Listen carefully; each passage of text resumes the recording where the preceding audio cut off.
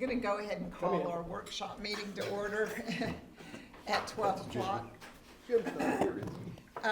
Because we need to get started on time today. You see, we have a pretty full agenda, and we also have a closed session that's coming up, so we're gonna have a pretty long afternoon. And so it's nice to have everybody here. It's June 9th, 2025, and it is 12 o'clock. We are going to go ahead and go down to our work and our information items. We have the monthly financial report, and of course, if you have any questions, feel free to step in or raise your hand or whatever you need to do. This came late. This is the delinquent property taxes, just to note that it's on your desk.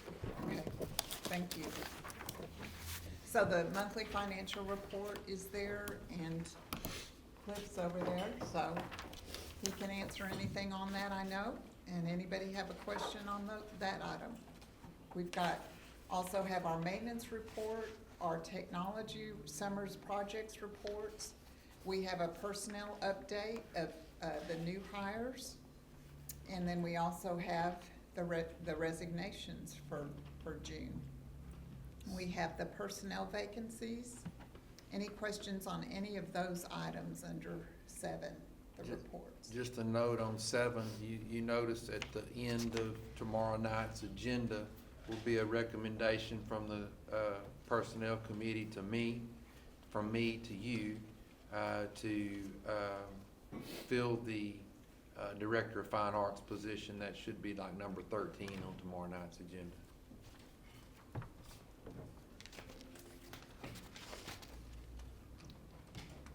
Okay, we also have administrative reports, and the first one is the facility plan update. I'll turn that over to Dr. Hawkins.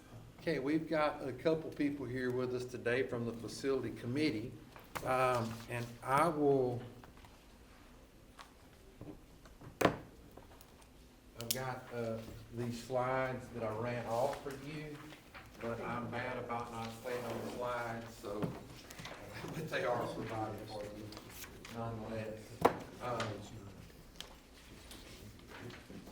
The thing that I would say is, as I get started talking about this is, there's been a lot of work went in over the course of the past month, and I just start with a quote that what you do needs to speak so loudly that what you say can't be heard, and that's basically that actions speak a lot louder than words. And we talk about being the district of choice, and that we are the district of choice, and that I would add to that, one of the great enemies of that is complacency, and we can't get complacent. And so in your presentation right there, the first thing was the goal that you as a board directed to be done, and that was to evaluate the facilities to meet the needs of our students, the current enrollment of the courses, analyze and develop a remodel or repurpose existing facilities, along with the need for new construction. And so the committee has met 4 times through the month of May. That committee, the purpose of that committee was, as you see there on page 3, was to look at all of the things from the 2017 committee that was started, and then we added new people into that committee, and to really discuss what the needs of our students are. And so on the next page there, I'll just talk about the things that we know. The things that we know is that we have very aging facilities. We have facilities that are over 50 years old on average in our school district. The life expectancy of those facilities are 60 years. And so we're coming to the end of our life expectancy in some of those facilities. And we've done a great job of strategically taking care of some of those facilities as we've gotten the funding to do so. You commissioned, and I think this is, I think the third or fifth year that TASB does the facility study. They come in and they update that every summer, and I think this is the final year of that. But if you take that study and you look at the study that TASB's done, an outside entity, just an objective third party, there is over $400 million worth of facility recommendations, renovations, or things that are on the burner that needs to be addressed. $400 million, okay? Now, some of that stuff is nice, but it's like I've used the example of tires on your car. You know, some of us drive the tires on our car until we see the steel, and then we get our tires changed. I'm guilty of that. And so there's some things on there that we can do in that regard, but nonetheless, there are some things that, first and foremost, is financially, you don't even have the bonding capacity to address all of that, okay? So it has to be dealt with over a long-term facility plan with prioritizing things and looking at things to where you can stretch the dollar to go as far as it can possibly go. You've seen me update in Hawks Talk. You've also seen me update on our podcast, which, just a plug for Curtis's podcast. All of those are on the normal podcast channels that you can access. They are on our social media channels, our YouTube channel. But if you do any of the other podcast channels, you can go and you can find that as well, where I've talked about the facilities.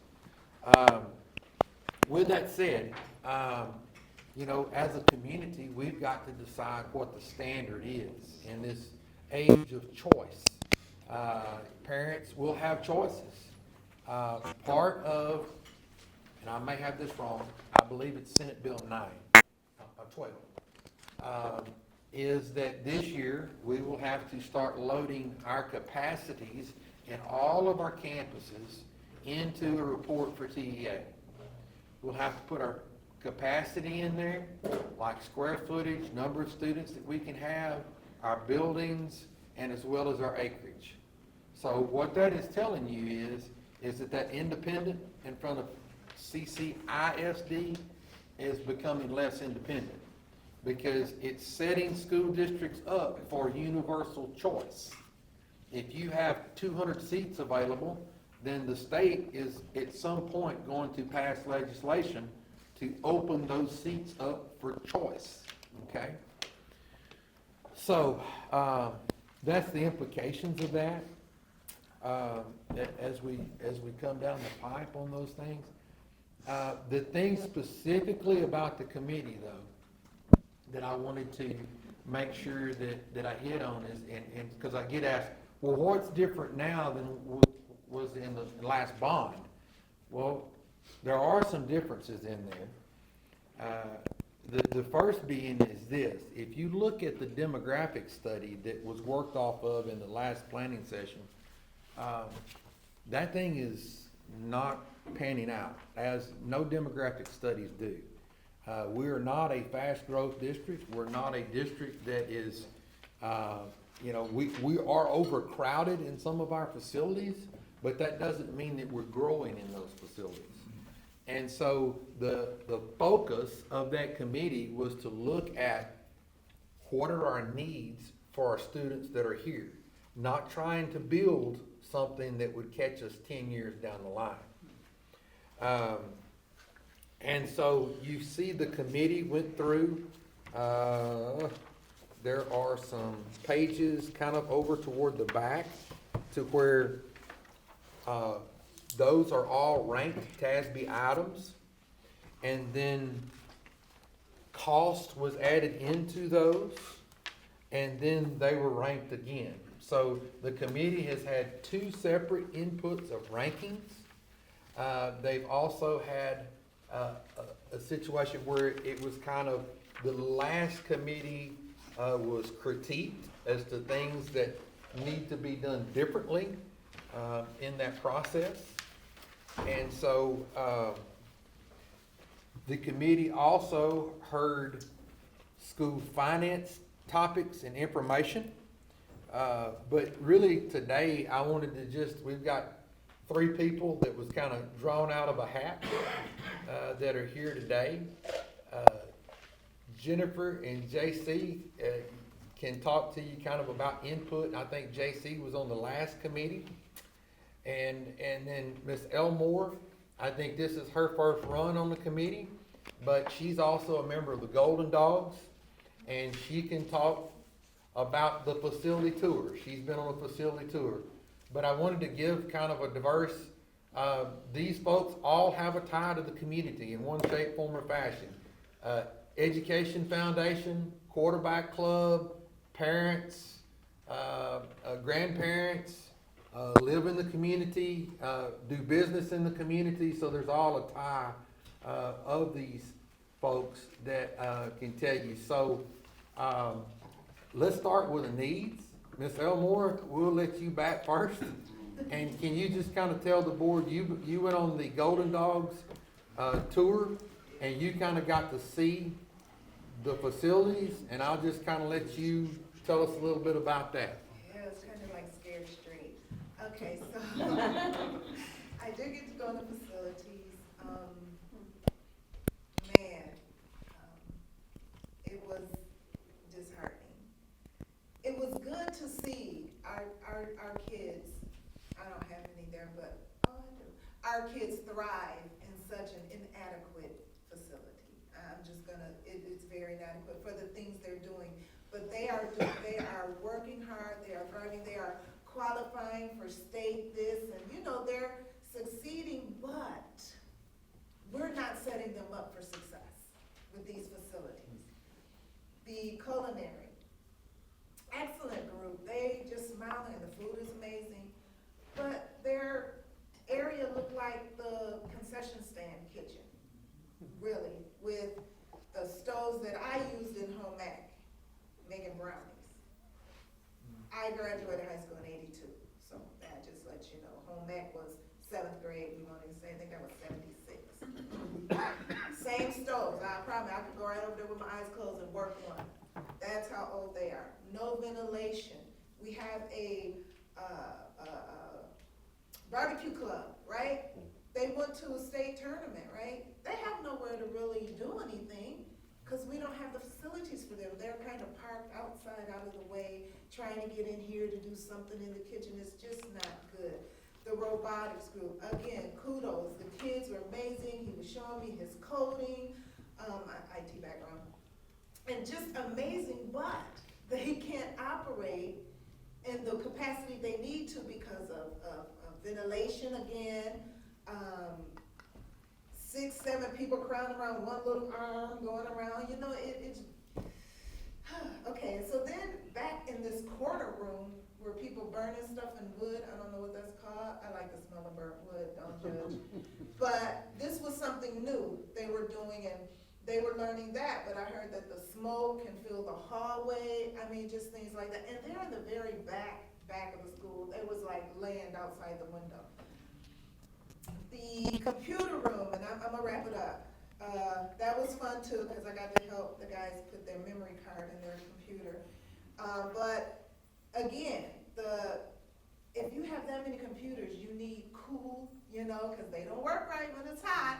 So again, AC, ventilation, but the teachers are positive, the kids are positive and amazing, and as you saw at graduation, this class accomplished a lot of things, and they're really setting the pace for the one behind them.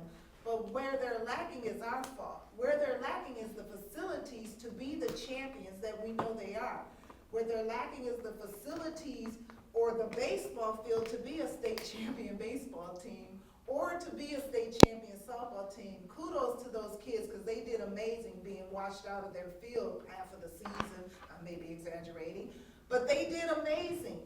But we as citizens of this community need to set our kids up for success and not for failure. Right now, I don't feel that we have done an adequate job. I'm a taxpayer, my taxes are a lot, that we have done an adequate job in that. So in this bond meeting, I know our basic things, again, ventilation, the AC stuff, our basic water, all of that, that should be top, that should be precedence. We can't do anything without water and air, especially in Texas. So in that, we're working and we're ranking all of that things, and I think most of the people are like, oh, duh, that's a no-brainer, we're in Texas. But the goal I want coming out of this committee is that when we leave there, as a committee, everyone in there will support the whole bond. I may not agree that this part was more important than this part, but I have to support the whole thing. I can't go out there and say, oh, I only want this part, I ain't want that part. Oh, I want this part, that's still gonna cause division. So my hope for this is that we all can support the bond, we all can get our children, and see, you know what, I'm an athletic mom, I didn't even talk about athletics, right? Because, and that's important too, because athletics and band will need the same thing. But I didn't even cover that, because I think most of the community thinks that's all we focus on, right? But no, there is so much more that these students are doing that will prepare them for life, that will prepare them for, what's that, when you're doing something you love, it's not really a job, that type of thing. That's what we're trying to do. And so, I went on the tour, I was not happy, I was happy with the last one. The people that make the t-shirts, they have to blow dry the shirts after they do the design. Yeah, they screen print, and then they blow dry it dry. Come on, people. We've got to do better. We've got to do better by these people, by these young people who are our future, who may come back and teach at that school. Thank you, Ms. Elmore. And I don't think the Golden Dogs, I may be wrong, but I don't think they saw the cafeteria either. And so, it's very difficult to be a district of choice if you want parents to choose our district if we don't have a place for them to sit down and eat. Yeah. And so that's one area that I don't think they saw, but we know is a need as well. Mr. Stubbs, anything you want to add? I would just say that, I've been on every version of the bond committee. I think this is the third iteration of it. And so, I've done all the facility tours, studied all the TASB data. I think, we've stated that, something needs to be done. How we go about doing that, we're all gonna have our opinions on the best way. But whether it's half a dozen or 6, it should all add up to doing something good for our kids. And I think, this process that we've gone through this time has been thorough. We've studied the information, we've looked at what's needed to be done, we've ranked it in 2 different ways, ranking it from 1, just what do we think needs to get done, and then we looked at it from the financial side of things too, not just what do we want to get done, but what can we afford to do, and we've ranked it that way as well. So we're not done yet. I think we're meeting again in July, so we're still putting in the work. But this has not been a rush process. This has not been a hasty process. We've had hard conversations and long evenings of deciding what's best for the kids. And so my full faith and support is behind this effort, and I hope that yours would be as well. Thank you. Ms. Cotter? Well, they stole my whole speech. The only couple things I want to add is to thank Dr. Hawkins and his team for coming in on those nights that we have met. The information that they brought to the team and to the community was very helpful for us to, one, categorize and put those things in order. And if you don't have the information, you can't really make a decision. So I thank them for bringing all that information to us. I was on the committee before with JC, and the biggest difference between then and now is, of course, I go back to the information, but just being in a group, having opinions, a lot of opinions. Like JC said, we spent lots of nights there, having hard, tough conversations. Sometimes people didn't want to mention some things, like the naysayers and the people that come around the community, which we get to listen to all that as community members. And it's very hard not to text back and support CCISD that we've invested so much to. But I just want to say that this committee that we're on, I'm fully supportive, and I hope that we can get the support of not only board, but the other citizens, and try to give them as much information as we can. Be very open, transparent to them, have town meetings, which we have all of that in play, and just be, there for them to ask questions and be the voice for the children, especially mine, especially since I have them in mind. I'll have grandkids, and I don't plan on leaving anytime soon, so this will be a very, very good investment for us. Last thing I'd say is, and I appreciate each of your time, not only through May, but today as well. I know you're passionate about the district and you want what's best for the kids of this district. And I think one thing that we talked about that we hadn't mentioned is the notion of fund balance, okay? And I said there's over $400 million worth of stuff that could be done in the district. Well, obviously, you don't have enough funds to just write a check and make all of that go away. My grandpa used to say poor people have poor ways, and I think that's true. I've been very blessed to be parts of districts that they're moving dirt around and building stuff in my former district today to replace a nearly 100-year-old stadium. And so that thing was done over time. There are facility needs that are core academic needs to classrooms that we don't have 10 years to save money for. And when you look at fund balance and you go through and you look at the 30-day operating expense and you look at the deferred maintenance costs and you look at the things that you have in fund balance and you back out the monies that was either spent on retention bonus or other capital projects, there's not enough money there to do that, okay? And so the choice to move forward is obviously that there's monies that's allocated there. But what do you do and when do you do it to get some of those things up to par? My former district was blessed with gymnasiums. We had 9 in a 4A district, okay? But when we're talking about football stadiums and tennis courts and baseball, softball complexes and fields and tracks and soccer stadiums, all that was done over 10 years. But it didn't just start that day. It took time and a strategic effort in order to do those things and people that were disciplined enough to say no. So, the monies that we're trying to take care of today, from a capital standpoint, you spend 10 years down the line. And so you got to be a 10-year out thinker in order to do those things. But at any rate, where we are is, in wrapping up, is that we will come back and meet one more time in July. They've prioritized and ranked the 3 campuses that are in the most need, being Miss Jewell, the junior high, and the high school. And the architects are working to try and figure out what is the most cost-effective answer. For an example, the cafeteria. What is the most cost-effective answer to meet the needs of the kids in that cafeteria so that all the kids have a place that they can sit down and eat? And whether it be CTE, as Ms. Elmore mentioned, what is the most cost-effective means to address that? And then from that, they'll come and present us with that, and then from that, we'll come back and communicate more. Questions for me or any of these 3 folks? How many people were on the committee this time? It's vacillated between 80 accepted the invitation, and it's been down to 45 to 80. And then how many were a carryover from last time? Monica, do you have any clue about that? I'd have to count them. Yeah. Okay.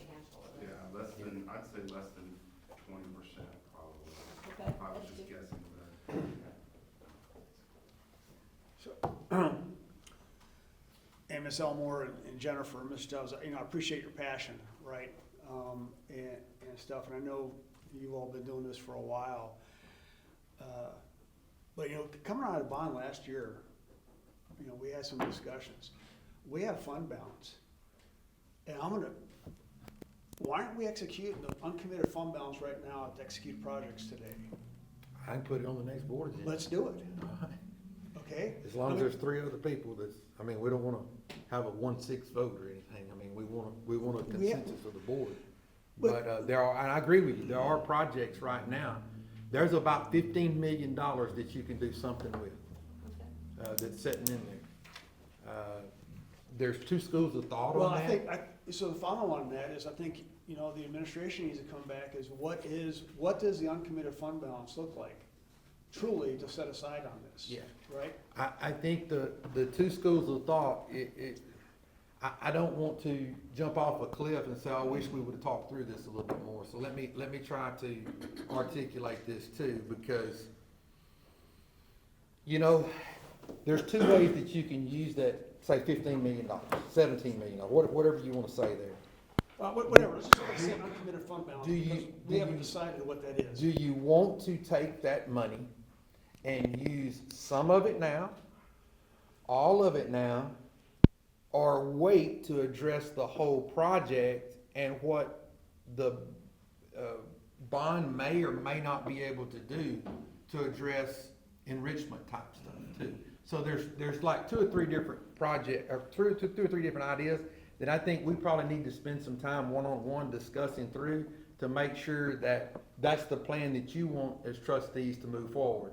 Because for an example, if you spend it on a project today, and then the bond comes back and the community says, hey, make do with what you got, then you don't have that money to rope back in and re-spend. So look at the opportunity cost, time lost, right? Yeah, absolutely. Opportunity, time lost, right? Inflation. So last year, we had to decide, we have uncommitted fund balance. I'm looking at here's right now, and I mean, we just got this, right? Yeah. Okay? So, I know from memory, in the last couple of years, we have hit Fairview, Miss Jewel Elementary, Martin Walker, Hetty Halsted, as well as May Stevens, with exceedingly robust and thorough renovations, Yeah. right? And I'm looking this below the red line at 38,000. So that's telling me, 38 million, yeah, 38 million. So that's telling me somebody's already looked at this, looked at the cost, across the barrel. And again, passion is, what are we doing today? My comment is, what are we doing today? Because we have dollars that are uncommitted that we can be applying right now, right, and fixing Sure. some of this stuff. And the other aspect of it is, you know, you sent the review the other day, and I appreciate that. And I appreciate the amount of information. And nowhere here do I see anything about new construction being considered. It's renovations and modernization that's new, there's new construction that would be in that. There's 30-something classrooms that float at the high school. So we would need to build 30-something classrooms there to meet the needs of CTE, et cetera, et cetera. There's not a new campus in there. The reason there's not a new campus in there, and I could, Yeah, I'm not stuck on a campus, right? I'm talking about new construction. right. Because right now, you know, renovations, all you're doing is adding No, existing it's infrastructure. new. No, there's Okay. new footprint in there. And that's what they're really going to do, based on the projects we've had, the process that we've had, those architects will come back with a professional recommendation and say, we don't recommend flipping the cafeteria from one side of the campus to the other. That may not be cost effective. Right. Or we may not recommend taking the baseball field from one side of the campus and moving it to the other to cost $3 million just to have it moved. You see what I'm saying? It may be that, hey, we just need to add on to the cafeteria to make it. But, back to Ms. Elmore's point, those classrooms that are in need of new space, we don't need to build new classrooms that those classes that are floating around can occupy, build new CTE classrooms that meet the needs of the kids, and that would be a new addition. Follow me? Yep, so yeah, new construction Or is being you'd say considered. tracking, right? Yeah, I track it pretty good.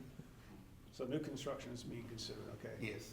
Right, because I mean, this is, you know, we've asked, I mean, it doesn't go back to, when you came on board and go back to some emails about bond update and where we're going and stuff, and I know there's been, plenty of discussions. Absolutely, right, we gotta modernize the facility because we wanna be a district of choice, because choice is coming to schools. Exactly. Yeah. Just like right now, you're hitting up our locals to come here. Right. And I think a lot of us are talking to our locals to come here, right, Yep. as it well should be. Doors open. But with everything has a cost, you gotta be frugal. You said we're all taxpayers across the board. I know right now, nobody here can convince me that we can't start something right now to adjust some of our elementary campuses. No doubt. No doubt. Dr. Shutt? I just wanted to provide some clarification. I know we mentioned Fairview Jewel. Fairview did have some money that was spent on it, but not the entire Fairview side was able to be renovated or remodeled, and the Jewel side was not finished at all. Dr. Shuck, I understand. I think he's saying, he's advocating to do Well, those I types just of wanted to things. make sure, because Yeah. people that don't know, they hear Fairview Jewel got money to be remodeled, they think that it was. That's just on one side, right? Yeah. Well, there's a lot of elevation stuff that needs to be done there, right? Right. But there's stuff today that architect probably already has the plans on, that we can commit money to next month to get that stuff going. I just want to make sure that. And we've had that money for a while. Mr. A Galvin? lot of that I money just- though I have a was, question of three, since, we're all out in the community too. What kind of sense are you getting, and I know if we call a bond, what kind of sense are you getting from the community that they would support if this is the recommendation? Any one of you, because we did have a lot of discussions after the last bond, and we talked transparency, we talked about all those things that happened, but that's water under the bridge. We're talking something new here, and what kind of sense are you getting out there in the community? And I know we haven't started. If we call a bond, we want to be, we were pretty confident last time, but, yeah, We want to but be successful. we want to be Yeah, successful. And I think that, We to work answer on part of your compromise. question, Mr. Galvin, is we have tried to listen. That's what that information that I sent you was all about, and not making the same mistakes that we made last time. That we were responsive to the pain points in that. And so not only has the committee been engaged and with input, we will also send out some other type of survey or something to the community at large to get even more input. Kind of like what you're saying, to say, hey, where do we need to be on this? And there's already talk out there about, a bond issue coming back up again. And so the two questions that people want to know is what we're going to do with the money and how much it's going to cost them. That's the Yeah, and bottom line. I think to answer, What's in it for me, Yes. type thing. Even though some of the people who complain don't even have children in the district, but they want to know what's in it for them. Right, And that's where I think the whole marketing of the bond right.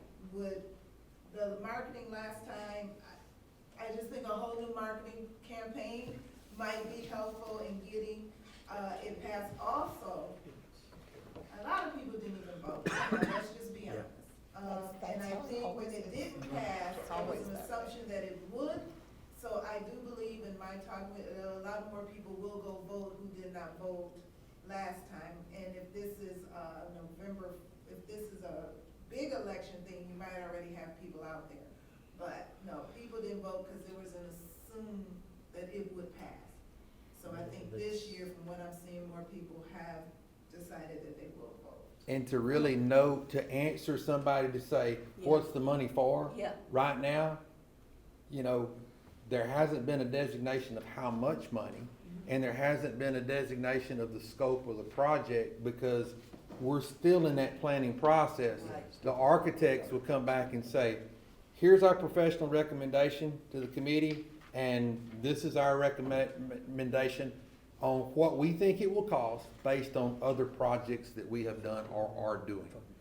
And if we explain it to them, like this $174 million bond, it's $25 a month. You know, that's less than $1 a day. I think one of the community members said that it was cheaper than he could take his family member to Whataburger, Absolutely. you know, Yes. and so. Yes. The other thing I would say about that too is that the average, Doug Witt was one that said this, is the average every 10 years in a non-fast growth district, you see school districts have to go out for a bond. And it's been 20. And also if you look at our tax rate, that's the only thing that we have a little bit of control on. Our tax rate is the lowest of anybody around us. So, you know, just a little history on why we were able to put that money aside. We put that money aside, of course, everybody here knows on the board, when we were receiving heavy impact aid. And we, you know, we didn't wanna waste it. We used it on salary increases. We increased salaries through those years, but we also put some aside mainly for the thought of we're gonna need some land to build on someday. You know, whether it's an elementary school or, you know, a junior high or whatever we needed. So a lot of that money was put aside for that particular part of need, you know, of a need. We actually built House Creek with money we put aside from our heavy impact aid, without, Well, you it was know. cheaper back then too, about what, 12 years ago when it was built? It was a little cheaper, but, you know, we were one of our superintendents didn't think we did a good thing because we didn't take advantage of the state help.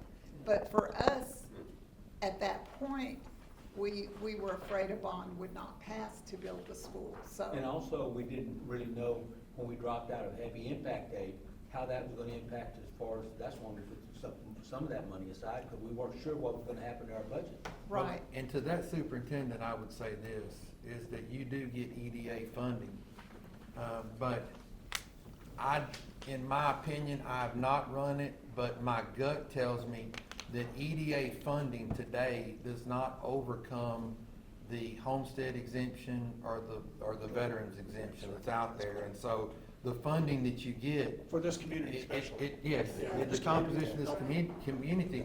So when he talks about, or she talks about that funding, in some communities, I would say that person's right. In this community, if you got the money, put it to the needs of kids. I think the House Creek deal was exactly the right thing to do, is what I'm trying to say. I think it was too, we needed it. And I understand where Jeff's coming from, I really do, but I also like the idea that Dr. Hawkins mentioned, that it's not very long until November. And I know we're trying to get the bond out for November, correct? November, well, you have to call it in August to be on the November 4th ballot. Pretty quick, I know. That's not very far away. I'm not advocating waiting years to spend that money, but I am advocating, thinking about what's coming up and maybe putting some of that money into the needs that are there, some of these things that the bonds. Right, that the bond's not gonna be able to cover. Like I said, November's not very far away. If the bond passes, that will be wonderful, and we can use that, $15 to $17 million, whatever, it might be. And I think to Jeff's point, let me just kind of give you some data, is that we know what inflation's done in the cost of construction, you know, It's terrible. so getting waiting better. 2 years, it literally shrunk our dollars. You're not gonna, But- unfortunately, you're not gonna convince me. But the- Because here's the issue. We had the bond that failed last May, Uh-huh. right? We had the bond that failed last May. We have known, many of these construction requirements have been known for a while. Even the bond last Yeah. May talked about elementary improvements. Uh-huh. You've come back We need elementary improvements. Now, tell me what you're uncommitted, or tell me, or we have to agree on our uncommitted I fund have no balance problem with is. that. What I'm saying is that every day inflation goes up. Yeah. So the buying power of our money has gone down. And, Absolutely. and then the capacity to bond has went down $20 million since the last bond. So you've lost $20 million of bond capacity, and your buying power of the money that you had, that you would have had in the last bond, or even the bond, or even the money in fund balance has shrunk. Money in the bank shrinks, because the inflation is outrunning it at this point, so. I just don't understand why we're waiting, right? We could, you said it, you come back next month, Do you mind if I make a couple of comments? as long, yeah, go ahead. So, to Mr. Gowan first, when you asked, what is the temperature of the community, I don't know if I can speak to the community as a whole. What I've experienced on the committee, from those that either weren't on previous iterations or were actual opponents of the bond that were invited to be a part of this committee, I think a lot of eyes were open. That's, I think there's and been that a was the lot whole of- purpose of putting new people on there too. There's been a lot of converts from opposition to being a proponent of it. So if that is, I'd say if awareness. the experience that we've had on the committee is what we're gonna experience in the community, I think that's a positive. Okay. Mr. Goris, to your point, I fully understand that inflation is just kicking everybody. And we don't wanna get kicked too. But as a parent of students in the community, as a taxpayer, and most importantly as a voter, what I want to see is a cohesive plan. And like Mrs. Manning said, November is gonna be here in the blink of an eye. Committing fund balance in July or August, when we don't have a full picture of what we wanna do, to me is kinda like buying the furniture for a house and then go picking out a house. Like generally, I wanna go pick the house out first, and then I'm gonna fit some furniture into the house that I bought. And if we commit fund balance in July or August, which is like 10, maybe 15% of the overall funding, it kind of seems to me we're putting the cart before the horse a little bit, and I'd rather see a full cohesive plan. Here's what we need to bond, and then here's how we're gonna use fund balance to supplement that, versus let's just go spend fund balance, and then we'll figure out the bond later. That's just my opinion. So we have known for more than 18 months that our elementary campuses needed help, Absolutely. right? Yeah, absolutely, right? So why have we waited? We have lost 17% of our purchasing power in those 18 months waiting, right? We've already known it. We could have committed that money last year. We could have committed to improvements. I do not understand. You talk about parents, you're talking about my parents, okay? I mean, we all have kids or grandkids that go into the district, going to the district. Why are we waiting? We have several campuses, specifically Fairview Jewel, that needs it. So we haven't, and this is on the administration, it's not on you and not on I. If we've known they had these issues, then why are the architects already looking at them? I'm pretty sure they have. Yeah. Right? Because it's been ongoing for about 3 or 4 years. Again, we're losing time, we're pushing it down our road. I'm not one to kick the can. We have resources, then we address those needs now, right? These aren't wants, these are needs, especially at Fairview Jewel, all right? Especially at Fairview Jewel, across all the elementary campuses. Well, I mean, I would say that in my mind, the reason that, if you wanna call it waiting, is because the community gave us a resounding no. But Because they we told already us- have the money. And that's but one we of the don't- reasons- We have a drop in the bucket. We don't have the money to do everything we need to Listen. do. We have $400 million of things we need to do, we're not gonna be able to do all of them. So you How just, can you say we have the money when we don't have, I mean, we have some money. But that some money we have is not gonna touch the $400 million I'm not of saying- things that are listed. did I say? So let's have a plan. I mean, if our community told us no, then we need to come up with a plan that they're gonna say yes to. And if we're gonna go out and say, okay, we're gonna throw $15 million against the wall just because we've got an itch we feel like we need to scratch, we're gonna run a better chance, in my opinion, of them telling us no a second time. And then we're gonna be behind the curveball for a second time. We're gonna have the same argument 6 months from now, but now we're not gonna have $15 million to help us win the argument. I don't think either that it We're talking was, about 5 months. I don't think either that was a resounding no. 69 votes is not like was one vote or not. Yeah, but it, you know, you know, Converting opposition could flick Yeah. just by So, 6 yeah, votes yeah. at a We, time. we hope so. We hope that being transparent, being open, Yes. having a different marketing plan, being able to show that we're being good stewards of money, that we're not trying to build Mar-a-Lago. right. Cute. And the But we're town hall. actually trying to build something that's functional. Yes, and if we educate the public with it and get their buy-in, you know, with the site visits and with the town hall meetings, going to civic organizations to speak to them, and the board as a whole can help with that too. Because you can't do it all. much. And we're We not can't do pioneers much. in this. Yeah, we can't We do a can't lot. do much, Right. Ron. That we're not We have to be pioneers in this. careful. Right. Because Temple, I think, is going, I read in the Clean Daily Herald for 60 million. Belton's going for their second bond in Yes. 2 years. And so this isn't something that's just unique to Cove. Everybody is doing this, and the way of it is how do we all pull together, Right. unite, and figure out, as Jennifer said, a common way to stick together to say that, you know what, there's gonna be something in this whole process that I'm not gonna like. But it's okay, because at the end of the day, we're doing something for kids. But not to belabor it, fund balance was an issue during the last bond. It was out there. Yeah. Facebook, it was all over. It was. So, you know, I'm not sure what the answer is. But Jeff's right, fund balance needs to be looked at and. We have. we've thrown It the- is gonna We're be. looking at gone- it here in We his court. spent a lot of time How much we talking got, about it. what can we do with But it? would it be better to say our district is committed to using fund balance as part of Yes. a comprehensive plan Yes. versus we're gonna spend fund balance and That's just see what what that happens and hope. We're it just not, passes? no, sir. That is being disrespectful, all right? And I'm gonna say what it is. There's nobody saying we're just gonna throw it at something, right? We have It projects, doesn't matter whether you say it or not, that's gonna be the perception in the community. no, sir. You can So say speaking, no, sir, but go read Cove on Topics and see what they talk about.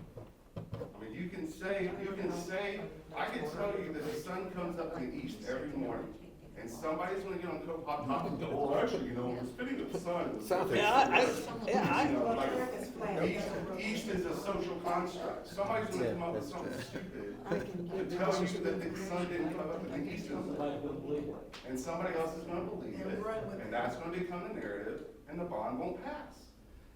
but We've seen committing this show to already. projects that we already have, it's gonna be another issue. You talk about the committee. I had 6 people that I recommended are on the committee. 3 of them left and were not replaced. 6. And the fact that we're not addressing needs right now, I'm telling you, is an issue. We have the resources, right? And I will tell you as a representative, you cannot tell me logically or within reason why we have sat on our resources and not addressed the issues at the elementary campuses. I'll say it all day long, I'll defend my argument. We have a significant amount of uncommitted fund balance that can be set aside right now to hit construction projects and improvements on our elementary campuses. But if we're going to include those projects in the bond, and we've already completed those, with some of the things that the people Yeah, you- don't perceive as. Of course as you would needs. include it on the bond. Well, I know, but if you take it now and use the $20 million or 15, 17, whatever we've got, and use it on those now, then we won't need to put it in the bond, because they'll already Yeah, be it would committed. be. It I would be. concur. Right? Again, we utilize what the resources we have now today, commit them to those projects that are screaming for necessity, specifically our elementary campuses. Breaking Yeah. one is Are we a talking, must option right the now. bond, the bond's addressing above the red line, correct? No, it was. Or what? That The position? committee prioritized above Yeah, the red line. yeah, Yeah, that's- it doesn't mean, it doesn't mean, for an example, there's $167 million that's sitting there that's saying, hey, this is what's prioritized. Yeah. But in the final shakeout, a recommendation may come on, if you see this page here, that's 121 million, 147 million, and 174 million. So a recommendation may come that, hey, don't do all of this. cause I think the bond last time was 170 million, something Yeah. like that. I eagerly await the recommendation. And so it may not be everything above the red line is what is trying to answer your Well, question. yeah, but I think the conflict here that we're dealing with is, Discussion. or discussion that we're dealing with is committing fund balance to some projects, and it conflicts with what we're asking for with the bond. That does not. It wouldn't And though. it shouldn't. I mean, because if you're gonna spend it, then you don't put it in the That's bond. right. We just commit that money that we're going to use it, and then we That's have right. the bond. You could issue, do then that too, that would be an option. You've got an architect, that architect will bring back recommendations in July on what they think is the most cost-effective path forward for those three campuses. And then from that, you can tell that architect, you could tell the architect to, hey, go draw blueprints. And then you could go for a construction manager at risk, and you could designate how much money and spend that.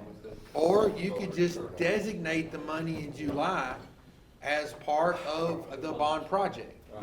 So there's like three different options you have there. Yeah, I think we're all agreeing that we need to use the money in the fund balance. Right. I think, but to designate that right now overrides what we can use what we can use the bond for later on. If you designate it, that doesn't mean you spend it. Right, that's right. So if you hire the construction manager and you execute the contract, then it would be spent. But if you just designate it, that just means that, hey, we have a plan for this money. Right. And you are talking like I do. Folks that I grew up with, I still call them by their maiden name. It's not designated, it's assigned now. And I get that all the time. I'll say designate, but fund balance is assigned or unassigned now. Just so there's no confusion on that as we move forward. Because back when I started doing this, fund balance was designated or undesignated fund balance. And the auditors changed the auditing verbiage in that. It's two separate issues. The bond, which they've done a fantastic job on, and we're gonna get a recommendation, and we're gonna either call the election, or whatever the decision of the school board is. And then there's the fund balance, which we've thrown the gauntlet in his court to come back to us in August with a discussion and how much there is and what we can use it for. You know, I don't say, and I misused the word conflict. The discussion we've been having is a very good interchange between all of us, because you guys are out there, you're seeing what's happening in the community, we're out there in the community, we're seeing what's happening. But we're trying to get the best bang for our buck out of here and continue to be the district of choice in Central Texas. And we are the best district in Central Texas right now. And there's a lot of moving parts that are going on now, getting ready for this next school year too. So to me, it's two separate issues, and we've thrown a gauntlet in Hawks Court to come back to us in August, and we'll have another discussion about fund balance. But you guys have done a fantastic job on this committee, and look forward to seeing your recommendation when all the parts are in place, because obviously they aren't. You're going to have another meeting. We're still waiting on the architects, all those other moving parts that are involved. So, do you guys, as representatives, have a general idea of what you see or could see, what we take out from last year's bond, why it fell the way it did, or adding something into it to make sure it does pass through? An idea of what could be taken out of it, or added to some, actual improvements, or how we went about our overall? Because I know the biggest thing was, oh man, they had 30 million allocated to sports, because we all care about sports. No, there's still the vast majority of why it went to the way it did, but I wanted to see, or maybe have a general idea of what would be taken out of that. To get that mindset out of citizens saying, this is what that purpose is. Like I said earlier, I think communication is the biggest thing. Communication, marketing, having town hall meetings, really talking to him about what does athletics mean? Because when some of the parents, when you talk to them about athletics, it's automatically football. It's football, I don't support it, I'm not going to. But we've got more than just football. Look at softball and baseball is doing it. Exactly. Something that hasn't been done in like, what, 50, 70 years? So I think just by talking to someone the other day, I said something about the bond, and, she was like, well, the reason I said no is because you guys are putting it all towards athletics, and to me, athletics is football, and I'm like, well, wait a second, let me explain X, Y, and Z to you, and she's like, oh, well, I've already switched my vote to yes now. So I think the more that we explain it to them, the more that we talk to them and like really get in front of them and answer the questions and the tough questions that they have, that it'll be better communicated this time around. Were there not many town hall meetings or marketing? Right. Really? We didn't do any of that last year. No No. town hall meetings. None. Just those little things that were sent out in the Those mail mailers. with the, And some Understand. digital ads, right, Curtis? Combating the nuisance. No digital ads. The stuff, you know, cause We in my did, opinion. we did not run, we put information on social media, we had a consultant, and I think they put some money behind some stuff from their own coffers, Yeah. but ours was strictly native posting of facts that were vetted by our bond attorney. Cause I saw some digital ads on HGTV and places like that. Later on though, When- closer to voting time, nothing. Yes. pushing no matter Right. why doing yes. Yes, Yes. nothing. And even after the election was over, I saw the ads.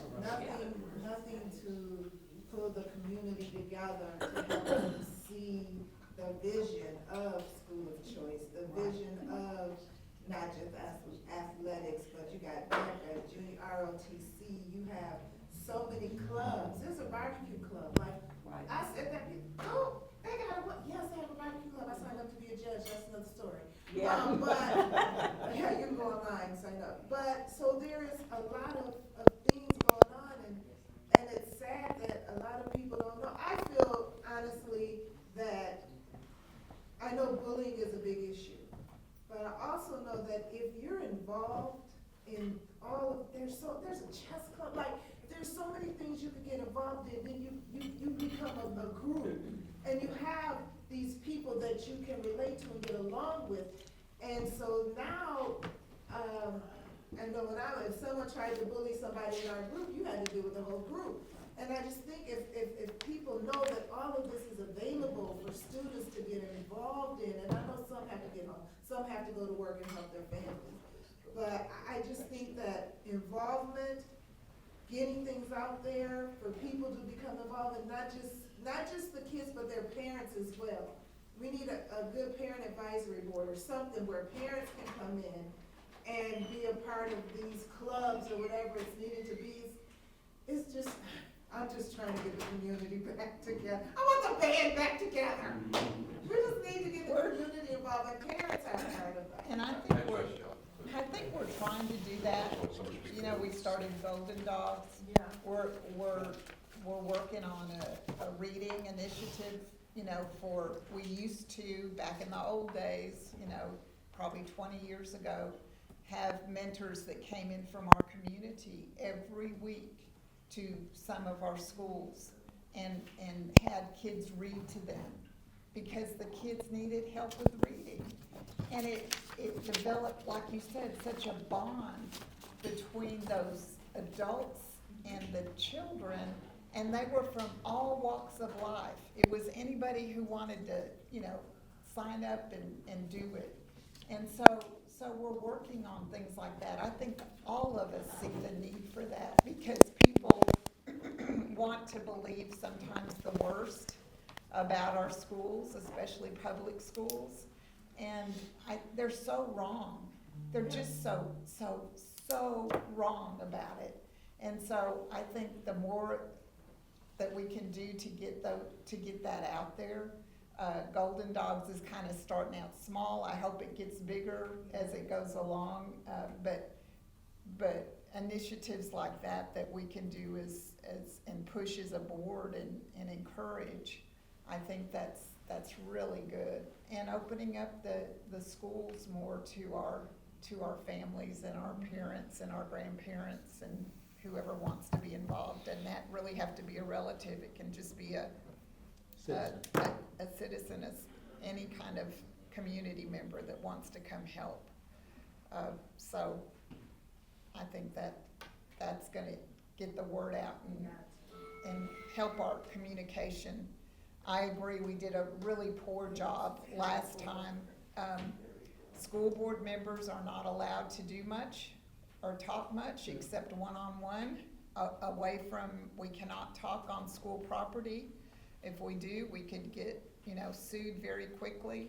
And, so we have to kind of watch what we say to people, but we can talk to our friends, we can talk to citizens outside of, Neighbors.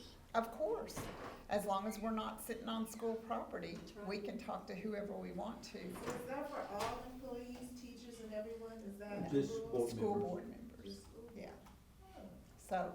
So, yeah, and, I noticed last time, I felt like if we had gotten our employees out the way we should have, if they had gotten out to vote, we could have made a difference there. The I law don't think we is, did that. I can't ask you to vote. Once the bond is called, Okay, once the board takes action to call a bond, which would be August. then I can no longer say you need to vote for What's this. gonna happen in August? I have to respond, if you vote yes, this is what you will get. If you vote no, this is what you will get. I have to be fair and balanced. See, and that's why at some point, there's generally in all bonds, some type of political action committee. Those are people outside of the district that advocate and encourage you to vote yes. But once that, like right now, we can talk real freely about long-range facility plans and the way to fund them, which bond capacity is one way to fund them. But once that's called, I can only have a town hall meeting and say, here's what you get if you vote yes. Here's what you get if you vote no. We just need an algorithm for social media. Can board members buy into the super PAC? Is that what you're saying? No, no. Yeah, I don't recommend buying into Oh, the okay. Yeah, I think that was a I'm- big mistake I'm last just time. saying that We are your pack. what Yes. you, Yeah, and that's and why I'll I'm making give you sure we're the not doing do and anything. don't list, Okay, Good. okay? So that you have a do and don't list, and I'll have a do and don't list too, so that we're legal, we're ethical, and everything is okay. But, no, I don't recommend, you don't need to be involved in, as a board member, that process. You need to be, removed from it, and it is a community function at that point. that's what I thought, okay. And that will hurt you in the end too.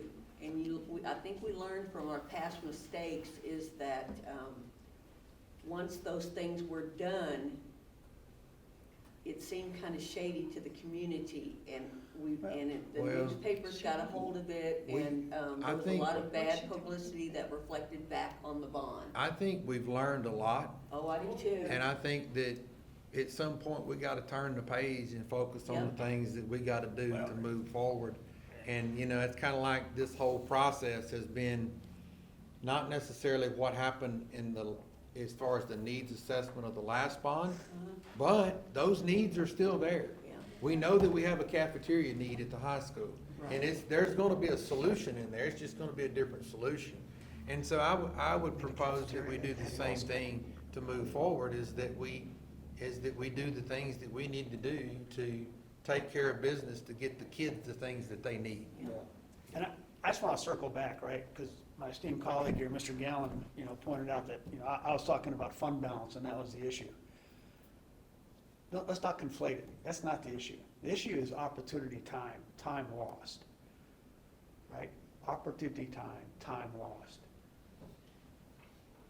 The district has uncommitted fund balance that we can apply to address elementary campuses across the board to start construction at least 6 months sooner than wait until November. 6 months? At least 6 months sooner. Because the bond is in November, right? So if we, If we call it August, yeah. if we call it, Yeah. right, if we call a bond, October, November. right, if we wait till November, we're waiting all this time. There's no reason to wait. I don't understand it. It makes no logical sense to 4 me. months. That's not- We have money in the checking account right now. We have campuses that need it. Fairview, Jewel, Hetty Hallstead needs a cafeteria. But then we can't put that we can't say that we're gonna do that in the bond. Of course not, because we've committed fund balance, absolutely. I concur, gotta see Mike, what's 100%. But Waiting another 6 months to begin some of this construction it's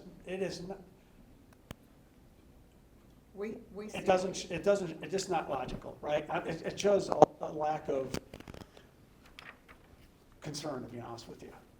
Because we can do this stuff today. We can do a certain amount of stuff, depending on what, we come back and figure out what their uncommitted fund balance is, and we could earmark it to those campuses tomorrow if we had another board meeting. Well, I can't, 72 hours, right? So next board meeting. And then the administration goes, gets the architect, starts figuring it out. These plans are supposedly already out there because we've already run this down 2 or 3 years in the last 2 or 3 years. Yeah. Okay. If we're gonna use those same plans. No, we're not. No. Well, then, again, get ahead of the game, right? Let's go on, if y'all don't mind, and I wanted to thank y'all so much for Yeah, thank coming you. and Thank you. Thank y'all. taking your time to be here and to inform us, because we're not on the committee, but we trust what y'all have been doing. We know it's taken a lot of time out of your busy schedules and your lives, and I know every one of us appreciates it highly and thanks you for what you're doing. And we know you're concerned, or you wouldn't be on that committee, because it's a big job, a huge job, but we see your passion and we appreciate that. So thank you so much for coming and being with us today to inform us about what's going on. Thank you so much. All right, we are going to go on and hear the legislative session update from Dr. Hawkins. Yes, I'm gonna make this kind of a lot shorter than what I had anticipated. And because y'all are about to go to SLI, and you will hear a legislative update. You can also go to our podcast. I talked about several items on the podcast that was part of the legislative update. Our plan is, some of this has to flesh out with the commissioner's rules. Some of it has to, number one, the governor hasn't signed all the pieces of legislation that have passed. And so handbooks, employee handbooks, student code of conduct, those will probably all be towards the end of July before we can expect to look at them. The things I think that are very germane to legislative update is that there's not going to be any change in the accountability or the assessment program. House Bill 3 failed. It was passed in both chambers, but could not be reconciled in the conference committee. The things that I've mentioned that do impact students is that we will have to work on a plan in that cell phones become banned in school districts. And so we'll have to work on a plan for what that looks like, regulations of how that will be enforced, so on and so forth. Dr. Hawkins, explain a little bit more about that. What did that final bill say regarding that? It said that there should be no cell phones between the start of school and the end of school. Or does that mean that they can't have them, or they have to? They can have them, but they have got to be, you've got to make a choice on how you navigate through that. And so the people who are vested in yonder pouches are gonna make a lot of money in the state of Texas, because those are pouches that those kids slide those deals into. They put a deal over them and lock them in there so that they can't access them. Colleen started that, I think, either this year or last year. And so there's a lot of them that's out there. They're not foolproof. I just think that we've seen the legislature take more and more local control away from school boards. That's a school board decision, not a legislative decision. And you see them continue to walk back things, like with Senate Bill 3. They passed that you can sell THC, and now they're in 2017 coming back and saying, hey, you can't sell THC in the communities. And so you're seeing a lot of pendulum swing real quickly between the legislative sessions. And I just feel real strongly that, whether a district, there's an I in ISD for a reason, Independent School District. And the trustees are the people who are locally elected and is the closest people to the decision that needs to be made, not somebody down the road. And so, personally, my recommendation would always be that we're in the business of teaching kids. We need to teach them good digital citizenship. We need to have rules in place to enforce what that looks like. I think everybody would agree that our kids today spend too much screen time. But how do you regulate that, and how do you enforce that is the big question. Now the state has stepped in and issued an edict, so they can have them, but they cannot operate them during school time or whatever. They're supposed to be out of sight, out of mind. So not on their person, just put away. Well, I think you kind of pressing me for a answer, and I think the answer, if you want me to give you an answer today, I feel that our policy should be, I don't see it, I don't hear it, and you can keep it. That's my personal opinion, and that's what I would recommend. But what are the consequences of that? If we take it up, we keep it for 24 hours, and you have to pay a fine. Those are consequences that are real similar with other people that have done that. I don't see spending a lot of the taxpayers' money to buy yonder pouches. Personally, I think that's a waste, because it's like a squirrel and a bird feeder. They can get into, squirrel wakes up every morning thinking about how they can get the bird feed. And so they have ways that they can get into the yonder pouches. Not only that, if there is a mass emergency, then all these kids' phones that are kids that comply with the rules, theirs are locked up because they didn't spend any time worrying about how to break a rule. And so if there is an emergency, God forbid, then those kids have their phones. They can pull them out at that point. Nobody's gonna find them on a bad day. Like the incident in Killeen. Correct. Smith, okay. Yeah. Correct. And they got around it too. Kids would buy a flip phone. They were buying. And that's the one that went in the pouch. Theirs was hidden on their body, That's right. and they had their regular phone with them. But- Oh yeah, I put it in the yonder pouch. But- The kids know how to get around things, and they'll do that too. There's ways around that Yeah. now, as those kids are being scanned. Yeah, They've got yeah. scanners, and they'll say, oh, But- John, you got your phone in your pocket. So that's about $800 for a second scanner. And so, That's my it's like I say, it's like a bird feeder. They continue to find a way around it, and then you have to find a way to prevent it. And so I just think that we need to teach kids consequences, and we've got away from that. And if we teach them, this is the rules, and when you break the rules, this It's a happens. consequence. And then, there'll be some kids that say, well, you can't take my phone or whatever. Well, that kid's insubordinate, and depending on the level of insubordination, it ought to be a more severe consequence for that kid. You come to school, comply with the rules. Keep it out of sight, keep it turned off. I don't see it, I don't hear it.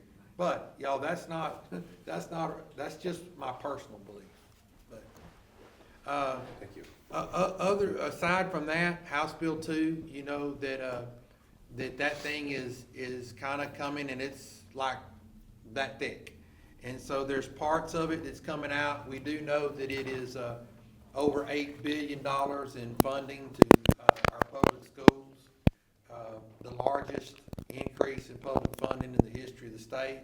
But I would ask you to be reminded that if you didn't pay your car note for 6 months and then you paid it, that's gonna be the largest car note that you ever paid too.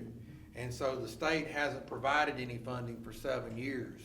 And so that a big amount of money looks like a big amount of money, but it's filling pockets along the way.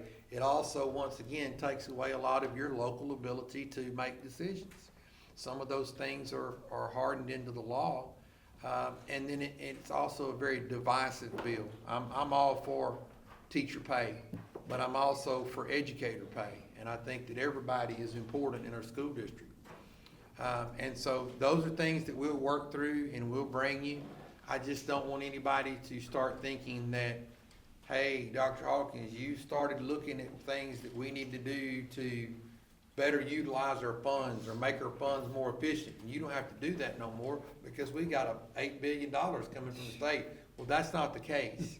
We have to stay the course on our doging efforts in CCISD to make sure that our district is working effectively.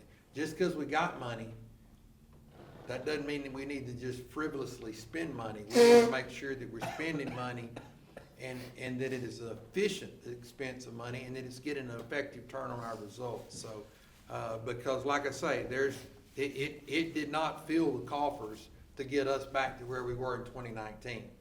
And so I think that's important to understand that we still need to continue to doge. Other than that, in your packet, we will come, I'll let Joan go through the consent agenda items, and there is one item in here that pertains to new legislation. Okay. All right, our consent agenda is long, so hang tight while I read everything. Oh, Can we take a sport? yes, go take a break if you need one. Be back in 5 minutes if possible. Now, if we wanna pull one out and talk about it. We are gonna talk about Okay, all of good. them. I'm just gonna read them all, Oh, and okay. then I'll let Dr. Hawkins take over, and They're he'll long. go one by one. Okay, Cause there are several of them that need talking Yeah. about, yeah. 12.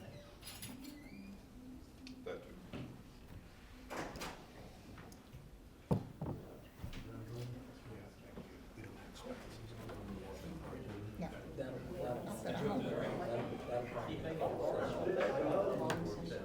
Close session.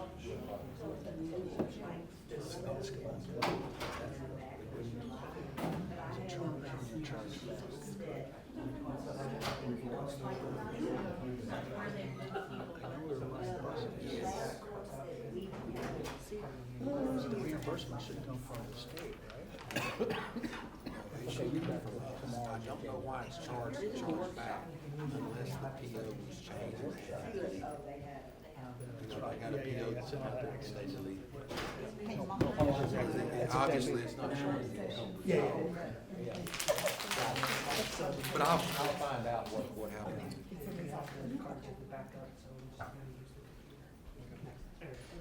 Is everybody gonna go now? Okay, y'all hurry.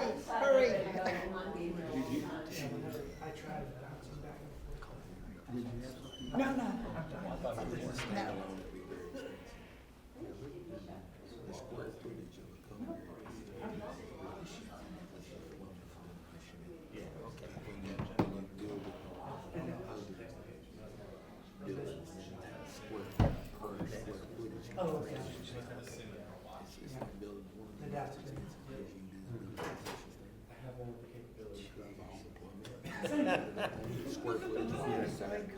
You built $1 million. I know, I noticed that when they Yeah, were but it's because of all the plumbing, it drives it. Square footage wise, it's a beast.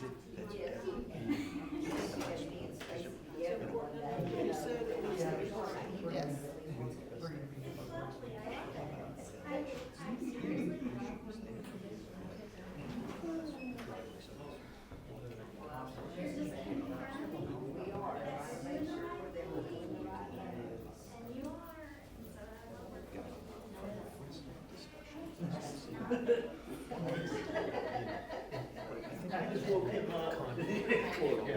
This is why you need it, right? I did wanna have that. I was like, I better have that little disclaimer.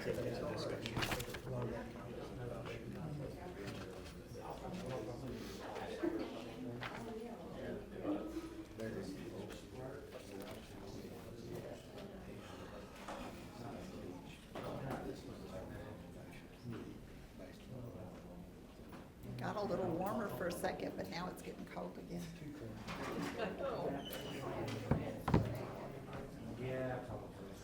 I literally could have a blanket over me, and that would feel really good.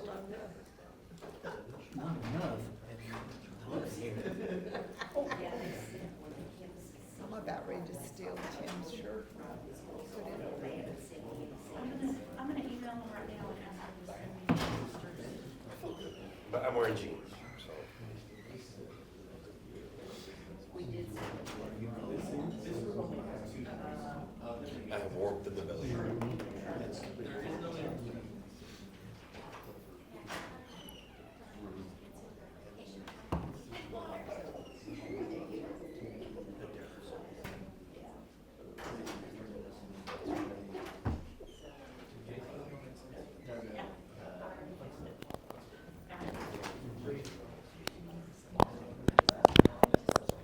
Okay, let's get started again with our meeting, please, so we can be through before midnight. Well, No, we are not setting that precedent again, Joan. I don't Midnight is know. It's Hey, been I done was in before. a- That's past my I bedtime. was in a, Yeah, we know. You on the board with Richard Love? no, No. I was on the Salvation Army board with him, but yeah, he's a good guy. Was a good guy. Yes, he sure was. Yeah, and his wife as well. Such a Kaylee, good right? teacher. Yes. No, that's his daughter. Richard Love died. Oh, yeah. I ran into them when, we were all getting COVID shots out at Advent Health. All right, let's get back into our meeting, and I've had a couple of board members that have mentioned that the side conversations that are going on during our meeting are really, Distracting. yes. That's a good word, distracting. So if everybody would please listen to, you don't have to listen to me, it's okay, but listen to Dr. Hawkins and the explanations, that would be very helpful for the rest of the board to be able to hear everything. So, like I said, I'm gonna go through everything, and then we'll turn it over to Dr. Hawkins, and he can go through each item that needs to be discussed. We'll start with our consent agenda. First, we'll consider and discuss the previous Board of Trustees meeting minutes from the workshop meeting, May 12th, 2025, and our regular meeting, May 13th, 2025. We'll consider and discuss the financial statements and payment of bills. Consider and discuss budget amendments. Consider and discuss purchases over $25,000, and this is the one that's gonna take a few minutes. First, replace HVAC units on Williams Electric Cafeteria. This is Airco. It's a TIPS 181101-3132 for $78,585. This is from fund balance. Purchase of access card readers and cameras. Avanex Technology Solutions Company for $468,750, a COPS grant, and $156,250 of budgeted funds. Then we have purchase TransFinder services for transportation. Is that budgeted funds too? That's from budgeted funds. We have the purchase of Carnegie Mathematics curriculum for geometry and algebra 2. This is TIPS number 220105 for $31,293.29 from budgeted funds. We have purchase of Voyager Sopris Learning instructional materials, BB748-24 instructional materials. And this is again budgeted funds for $45,388.20.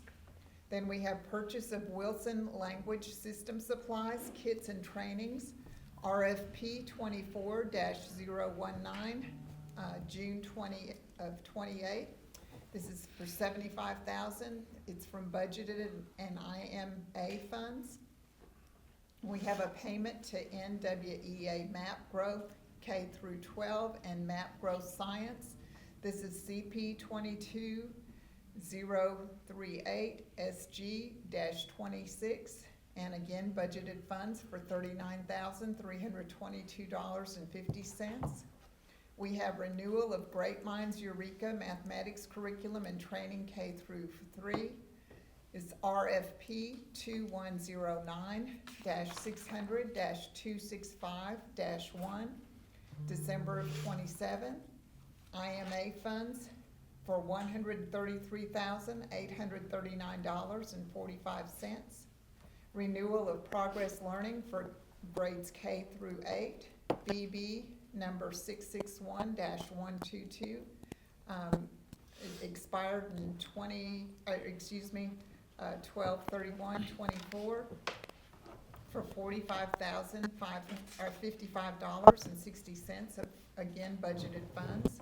Then the renewal of Texas Studies Weekly Social Studies curriculum for grades K through 5, RRISD 22-100, educational supplies for $41,681.15 from budgeted funds. Renewal of Frontline Education Software Special Education Management System, BB 759-25 Tech. Again, budgeted funds, $123,722.59. Renewal of contract with Communities and Schools Students Support Services for the 25-26 school year. And then educational/residential service contract with Autism Treatment Center, individual student living contract for $491,557, and this is from budgeted funds. Ambassador Training Academy Series via Friends of Texas Public School Agreement. Consideration and discussion to approve amending board policy FDA. Consideration and discuss to opt out of SB 401 by amending board policy FD local. Consideration and discuss to review the yearly board meeting planning calendar.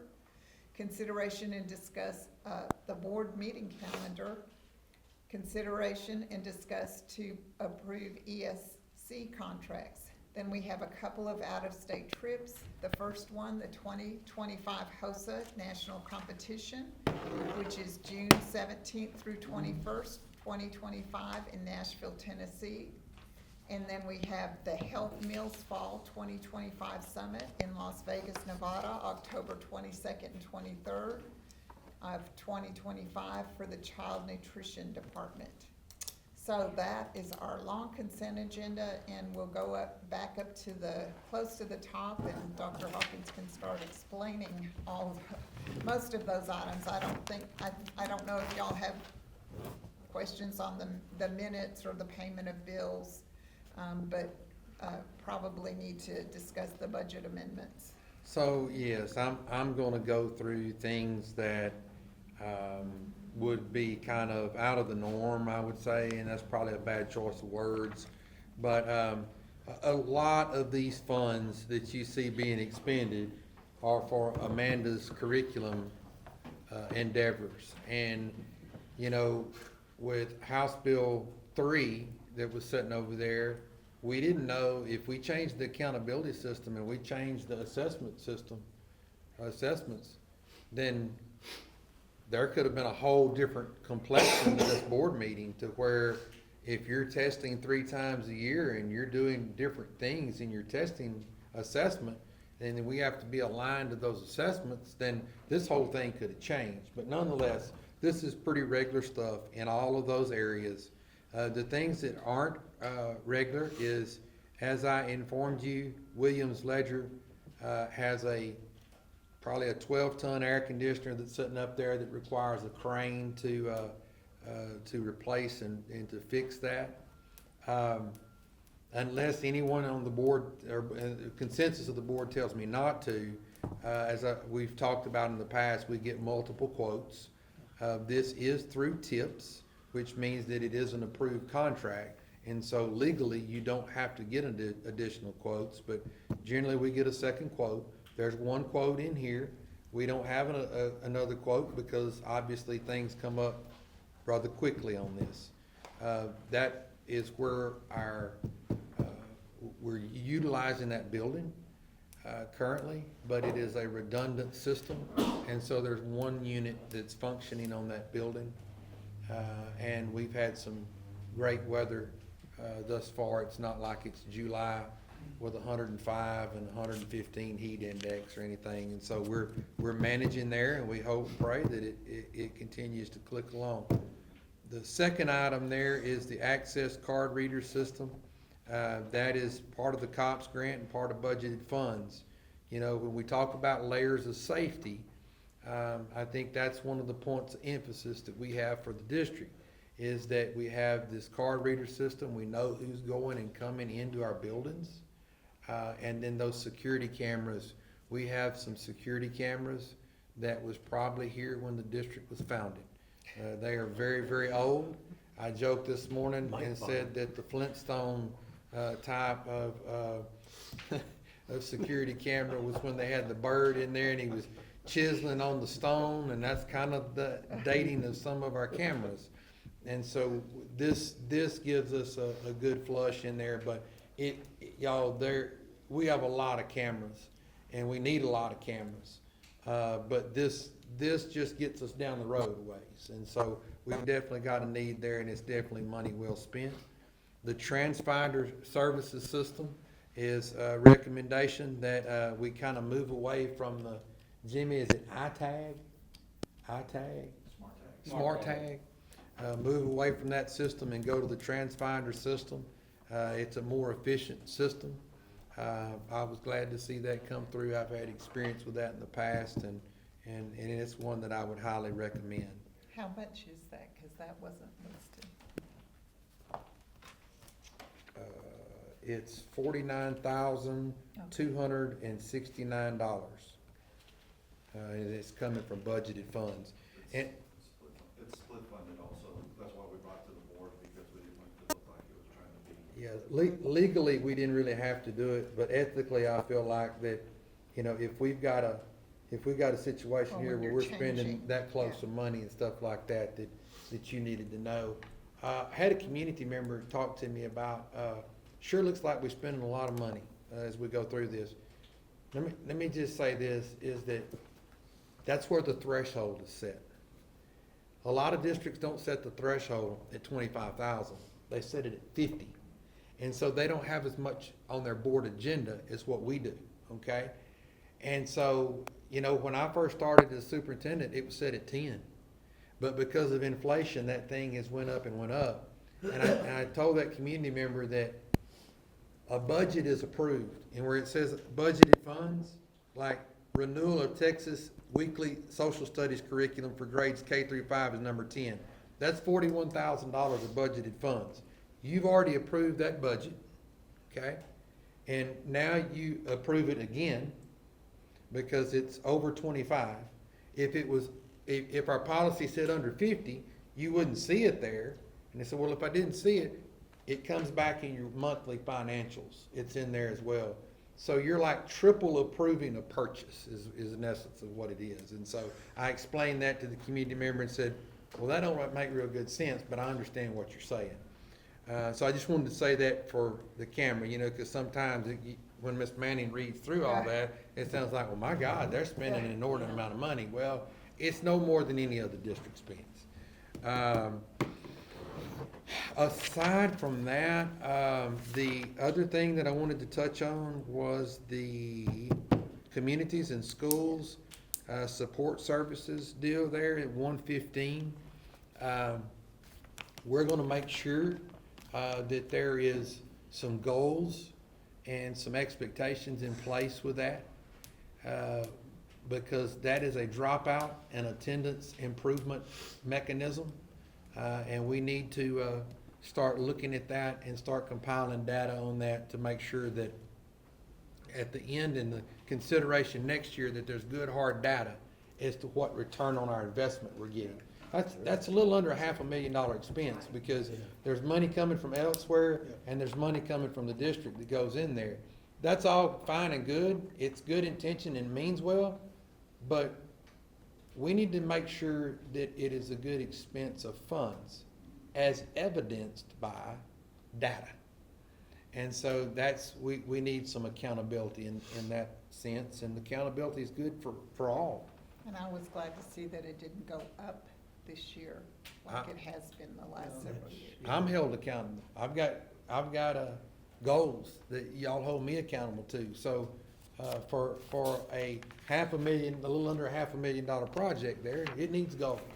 It needs accountability as well. Joan, did we ever get a briefing in the past on CIS where at the end of the school year, what they had done? See, and I think that goes to the Yes, sir, accountability thing. that's what we're trying to And do. looking at data type deal. Yeah, because that was one, he had mentioned that last week or something, to take a look at that. And sort of was on the fence, are we getting our biggest bang for our buck on that whole thing? But where's the accountability? When do we get briefed?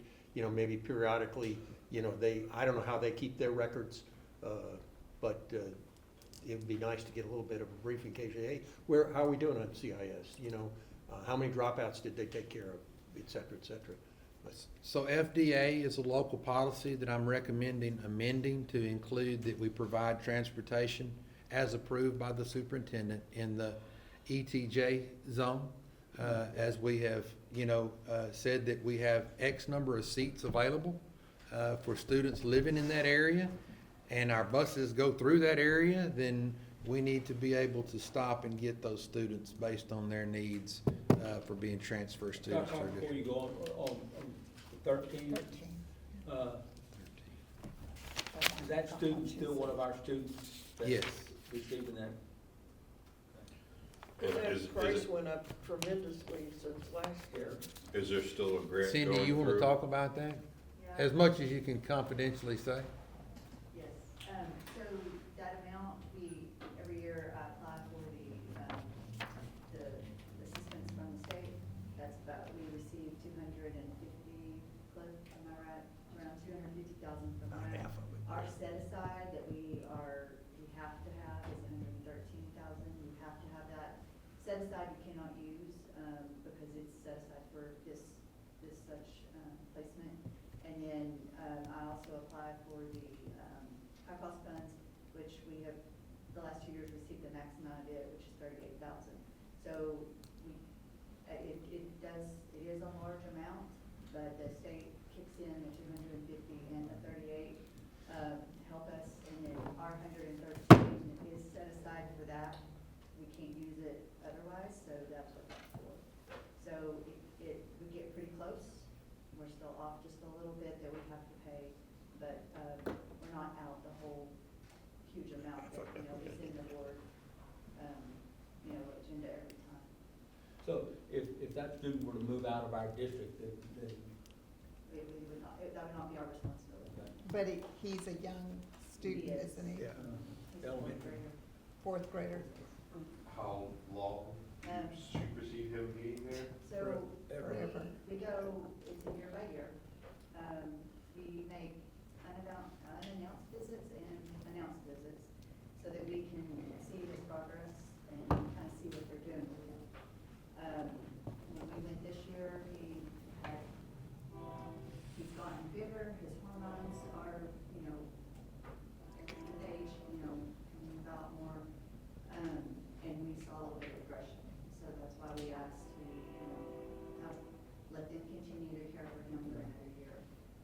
He sees a doctor, psychiatrist, a pediatric psychiatrist monthly, and I did speak with her, and they're struggling with the medication that's appropriate for him there.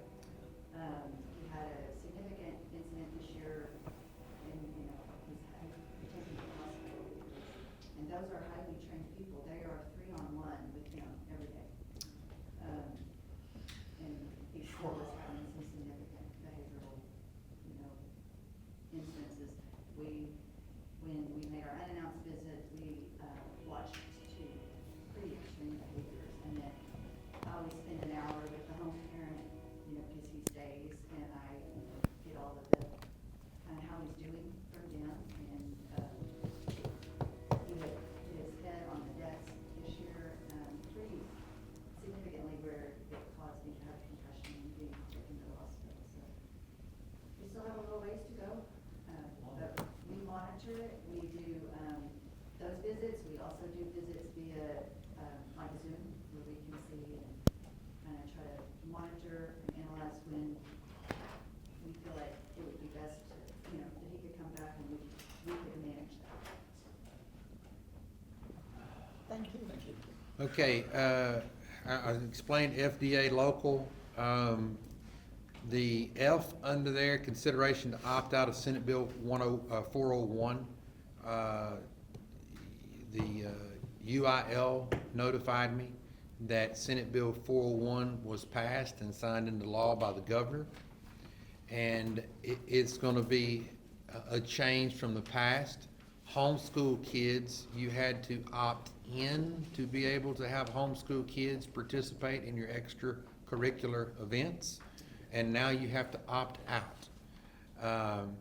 There are some districts that are totally fired up about that, and that's great for them.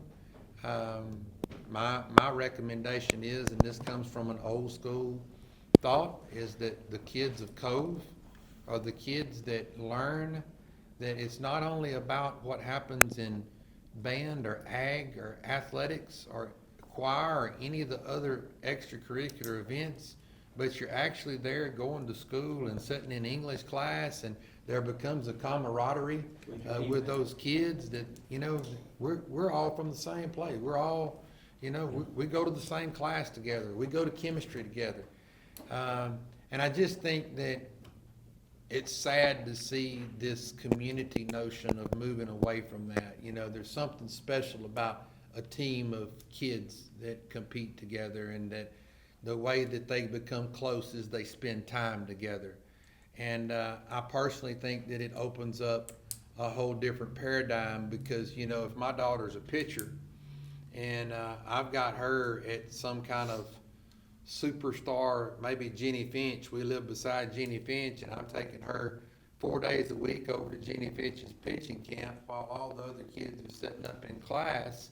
And I get it, homeschool, they're doing work, and I'm not being disparaging about homeschool at all, but it creates an advantage for some kids over other kids. And I'm big on community, team, just the local aspect of it, and a level playing field for all kids. And I don't know that this law does it. So my recommendation is that we opt out of that.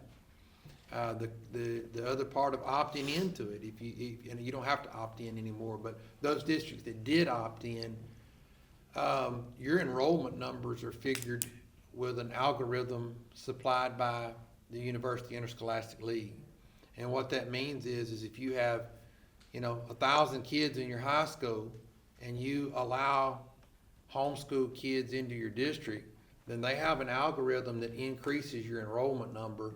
And so when you're reclassified or realigned, that number goes in there, and it dictates a different alignment number than what you have too. And so I think, How are they gonna monitor the grading of that? You know, the submission of the grades for no pass, no play, and things of that nature, yeah, for the eligibility? yeah, yeah. Just yeah. Yeah. Just okay. That's a problem, you know, and then they've got a lot of answers for it, you know, I mean, and there's some of those homeschool programs that are great. You know, Texas Tech University has a great one. It's very rigorous, and so it's real easy to get those grades, but there's no real, you know, ability to have any teeth in anything in homeschool. Well, one thing I'd question also would be seat time. There isn't any. I know. That's see what a I lot say, of them they'd be in ATB every day. They'd be at Jenny Finch's pitching softballs, you know? My kid's sitting up in English class and taking social studies, and, you know, Sally's down there at Jenny Finch's, and my kid don't have that opportunity, so, I got a problem with it. You know, the FFA kids, they compete against homeschool kids all the time because they join 4-H. And it is, you know, you take my daughter, that participated for 10 years in livestock shows. Well, you know, kid got 50 pigs out there, and they stay at home and work them every day. Well, she's got homework, she's got to go to school. It makes a big difference. Those homeschool kids do very well in those livestock contests. The playing field isn't level. And you can tell me, well, you know, it isn't level anyway, and that's true. I mean, there's people who spend millions and millions of dollars on livestock. We never had the money to do that. We didn't do it. So the playing field may not be level, but I think as adults, it's our job to try to keep it as level as possible. And I think some people have lost sight of that. But that's, once again, that and That and $1 might buy you a soda pop somewhere. No. Hey, real quick before you move on. Yes, There's sir. no funds associated with this, right? There are some funds now that you can receive if you allow them to come in, but it doesn't cover the cost of, I mean, hey, look, Jeff, you're a homeschool kid, you're gonna come in and you're gonna, oh. you I'm just want- asking, I'm You reading, want so. a tuba? You know, You on a tuba, okay, let's see, I've got $750 I'm getting for you, and this tuba's gonna cost over 10,000. You see what I'm saying? It doesn't cover the expense, so when it doesn't cover the expense, what you do is you start pulling from the kids that generate Yeah. funds. What else, y'all, on any of that? You still going on the consent agenda? Yes.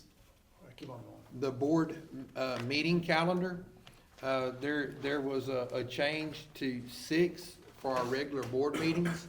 The thought process behind that is that a lot of districts in the state, especially those that have a small community feel, meet on Mondays. And so it doesn't conflict with a lot of basketball, baseball, softball, a lot of student activities goes on Tuesday. And so we're just trying to get another 30 minutes in there to get to those activities, to support the kids, as well as now that we're videoing and everything, you know, there's more, takedown and Curtis has to get things, uploaded, and that, he starts that process as soon as our meetings are over with. So we were trying to just get another 30 minutes in there, and there were 2 dates that, I had mistakenly put down. One was Columbus Day and one was Veterans Day. And so we're just gonna back up 1 week behind that so that we're not meeting on those 2 days. And those are included in, the correct schedule included in the information we had? Yes. Okay. It was updated this morning. Okay. One other question on the meeting dates. What date do we have to have, the bond proposal? I know it's August, but I don't know what date. Last week or the election is August 8th? 18th. Yeah, sounds about right.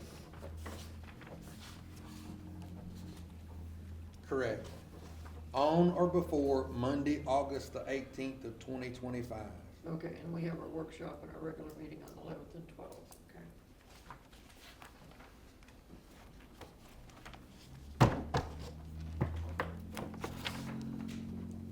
Any other questions on So consent we agenda? start the 6 o'clock, not this Not- week, but in July. July. Right. July. So And- I said the hardest thing is gonna be remembering it's 6 and not 6:30.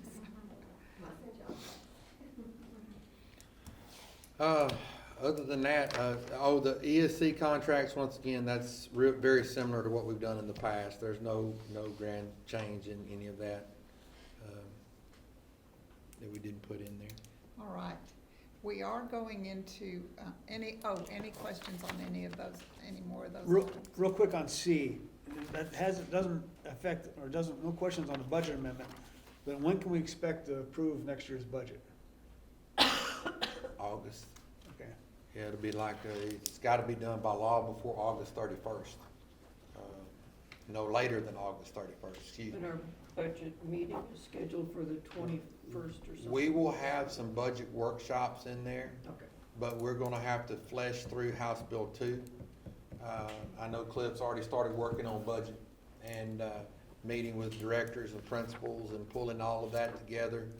But as far as from a revenue standpoint, we're going to have to work through and do some budget workshops. And there'll be, a salary and computation instrument that we'll have to bring to you for your consideration as well. Because there will be, you know, we will need to really look real close at that. There's salaries that are in stone and there's nothing we can do about them. They're the years 3 and above. And you say, well, is that a 3rd-year teacher? Teachers start at 0. 0, 1, and 2 get nothing from House Bill 2 specifically. And then above 5 gets $5,000. Below that gets like $2,500. And so those are in statute. And so the thing that we'll have to do is try to look at figuring out what can we do to keep this from being as less divisive as possible. Because the custodian, teachers need clean classrooms. The cafeteria worker, our kids need to be fed. The aide that's in that classroom, kids need to be supported. The transportation person that carries our kids back and forth to school, that's important because they're going to get a lot of our kids to home and from home safely. Maintenance is important. You know, if the breaker flips, we need somebody that can figure out what's going on with electrical and get it fixed for us. All those people are important, but it seems like all of them weren't valued as much in this bill as what I feel like they should have been. I kind of, personally, I feel like everybody's held to a standard. And if you're all held to a high standard, then there ought to have been some type of value that reciprocated that value. But there wasn't. They didn't ask me. I told them what I thought. They didn't listen. So here we are, and we're going to work real hard to make the best of it and try to make sure that there's not, you know, if you're sitting here and somebody gets a 12% raise and you get a 2% raise, that's a hard pill to swallow. You know, if everybody is doing their best, if everybody is taking care of their jobs and doing the best that they can, and there's a 10% difference in the pay adjustment, man, that ain't right. But like I said, they didn't ask me, and then when I did tell them, they didn't think very much of my opinion. So Hey, we have, one more on, I think you scanned over it. which one? 14, ambassador training. Yes, that is staff development that the Friends of Texas Public Schools puts on. It's used in tons of districts. What that is to start building core of staff that act and hold themselves differently than we were taught to do 30 years ago. 30 years ago, if there was a problem, we signed up to teach. That's what we do. And now today, we've got a large workforce of about 380,000 teachers in the state of Texas that have been told all their lives to keep their mouth shut. Don't say anything. Don't respond back to anybody. And that's not really what we want. We want all of our employees singing the praises and marketing our school district. And so we start with a seed of that, and then we try to grow it throughout the faculty so that it's building each year, and that you start with a core of people, and then the next year you add maybe some support staff, the people that are, on the front line, and add them until you grow a staff that has a lot of school spirit, but more importantly, an ownership. And so it's training specifically on how to do that, how to conduct yourself without being obstinate, how to get your point across in situations to a community member, maybe on aisle 3, and marketing and telling what your district does well to those that, you may not be, maybe you just met them on aisle 3 at HEB. So, does that make sense? It does, this is new, right? Yes. And I just don't, I would hope, I'm not hoping, but I'm confident our folks can carry the water and tell their story fairly well. It's 32,000, the Friends of Texas Public Schools, an NGO that's an advocacy group. I just don't know if this is the efficient use of funds for this. Well, we're asking our people to do things like capturing kids' hearts that we pay a whole lot more money for Yeah, it goes with that, and, yeah. And there's some- this is similar. We're training people to do stuff that hasn't been done. And I understand, can our people carry our water? Less than 50% of them voted in the last bond election. Well, we can have a discussion on that. Yeah, but I mean, that's at the heart of our problem there, is our staff is not engaged enough. I mean, that's my personal and professional observation, is that our staff needs to be engaged more. And the way that a teacher gets people engaged is we teach them. And so that's why that's on there, and I've seen it work positively in other districts. Hey, Joan, before we break, I have a question. Which one of us gets to be part of the nutrition department for the Oh. October Vegas Yeah, trip? to Vegas, yeah. Or I'll go to Nashville.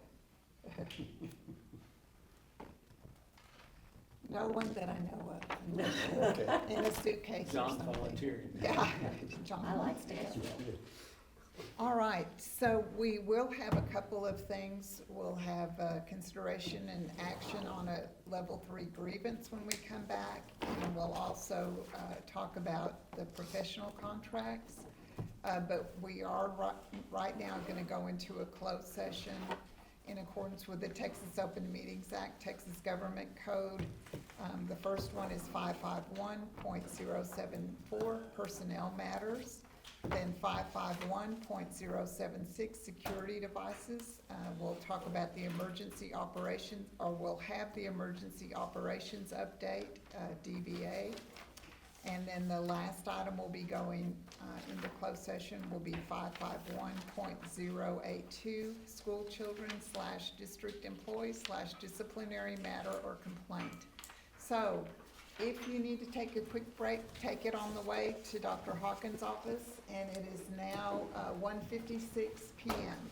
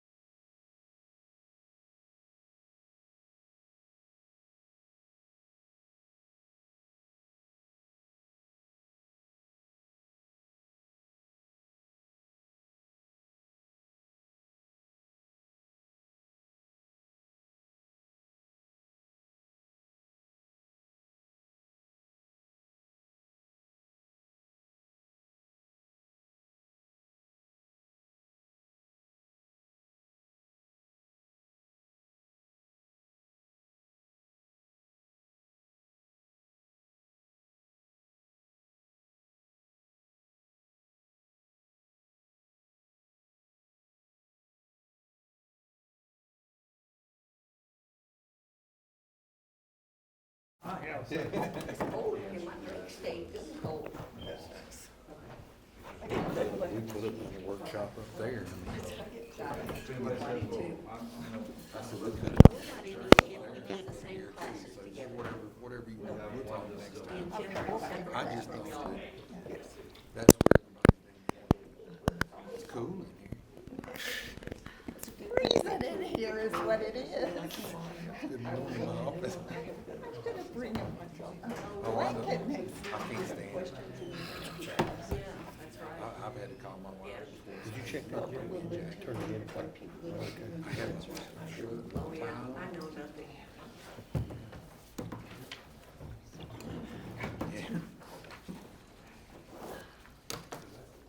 All right, we are going to come back into open session at 3:08 PM.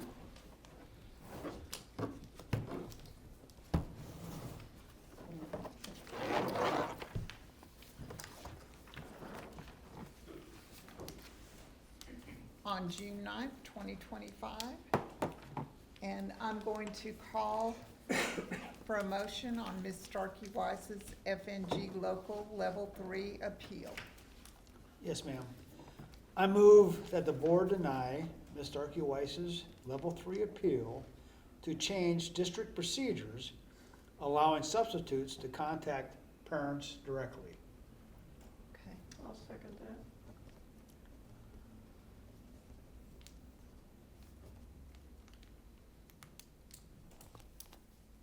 Okay, because the board deliberated in closed session, we will now all vote on the motion. All in favor, say yes. Yes. All opposed, say no. Are there any abstentions? So it's a 7, the motion passes by a vote of 7-0.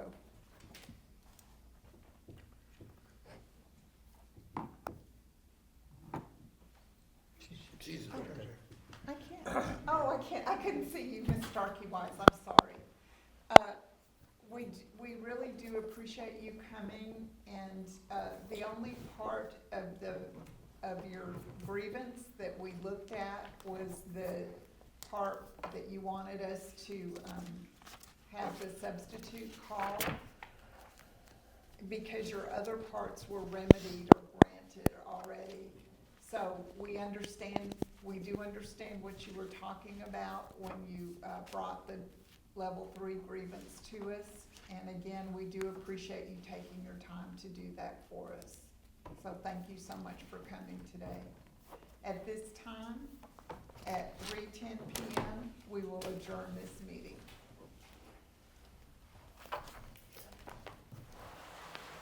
Where he is, couldn't see.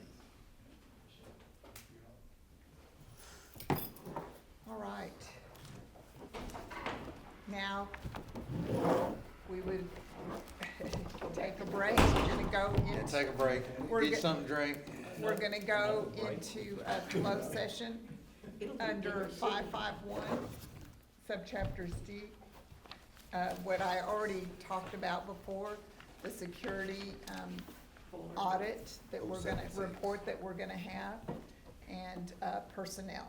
So if you need to take a break, and then we'll meet back in Dr. Hawkins' office. Y'all better order us some pizza now. You hungry again? Yes, it's gonna be dinner time now.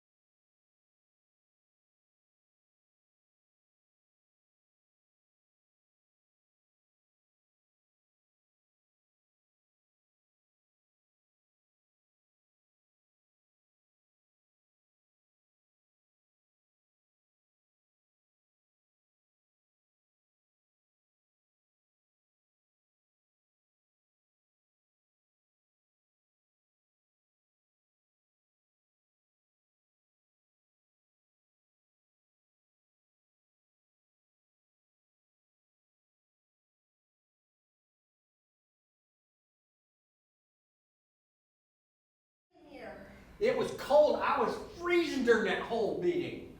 Woo-hoo-hoo-hoo. Next time I bring a sweater. Are y'all? Look here, the three amigos here. Now, Joe's gotta come out and cancel the, No, close it out. You gotta Cancel close it, out. yes. Let's close it out.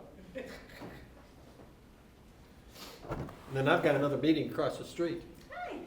Hey! Long drive, you should be careful to make it. I know. It's a tough drive, but somebody's gotta do it. At least I'm not driving the district truck up to SLI next week. Hey, did you all discuss that? Yeah, we're leaving at 1 o'clock on Wednesday. Who's driving? Mike Wilbert was drug tested and he's certified to drive. He and Roger are driving. Okay, got it. Wait a second, are those still on? Don't cut that out. Cut that out. off at this point. The audio will be off. Once there's a quorum in here, we'll have to put the audio back up. Yeah. Which, in about 30 seconds, there will be. Yeah, and then, see, that works out real well, us being down on the other one. On the first, not the first, but the Thursday that night. Have to be.